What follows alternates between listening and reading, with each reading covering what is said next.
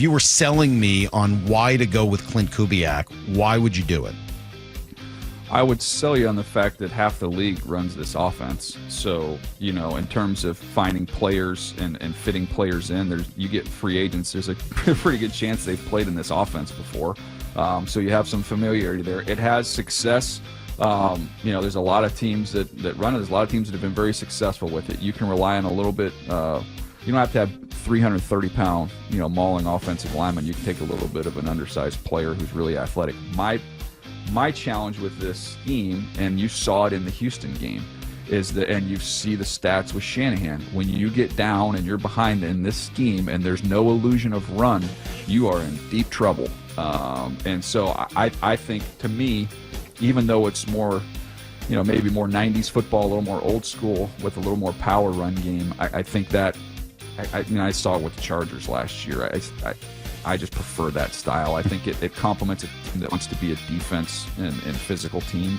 I prefer that style. How would you describe Kubiak's offense? Is he a guy who leans into the run? Is it the creativity with the run of the pass, the screen? Just an overview of what to expect if he does get the nod.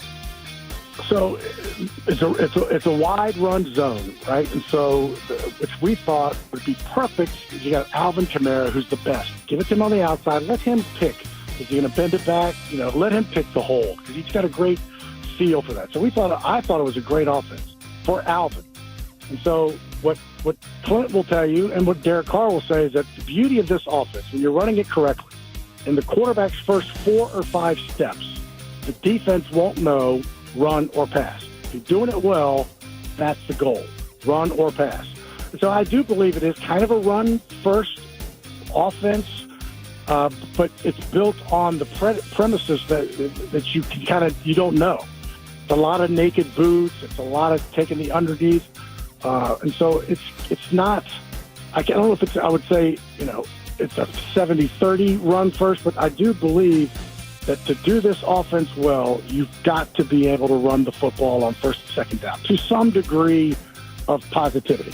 Having the opportunity, obviously, to grow up and watch his father and be around some of the people that were under that tree and learn that offense and, then his time in Minnesota. And so, I actually really enjoyed some of the stuff that they did down in New Orleans this year. And I would tell you, I thought some of the injuries to their offensive line derailed some of the stuff they were doing. Obviously, the injuries to both some of the receivers and the quarterback impacted that as well. But I candidly, I like anybody that is from this tree that has called plays that has shown they're good at it, because I think the scheme is a big-time star. I think Klint Kubiak is a good coach. Things fell apart in Seattle, in New Orleans last year, all the way around. But, they started the season off as the hottest offense in football. Now, it fell apart pretty quickly. But I feel like Klint Kubiak and that Shanahan tree, Gary Kubiak, Klint, his son, I feel like that tree of, stretch runs, play action passes off it. I feel like you can add power to it. I think there's some flexibility in the run game there. But I feel like that's a good-looking symphony when it's working well together. So I feel like, that's, what they did in Seattle this year with Ryan Grubb. I tried to duplicate what he did at Washington. It didn't work. But I feel like Kubiak could be very successful in that up there in Seattle, especially with the receivers that they have and some of the linemen that they have, some of the athletic ability that Charles Cross and some of those guys have.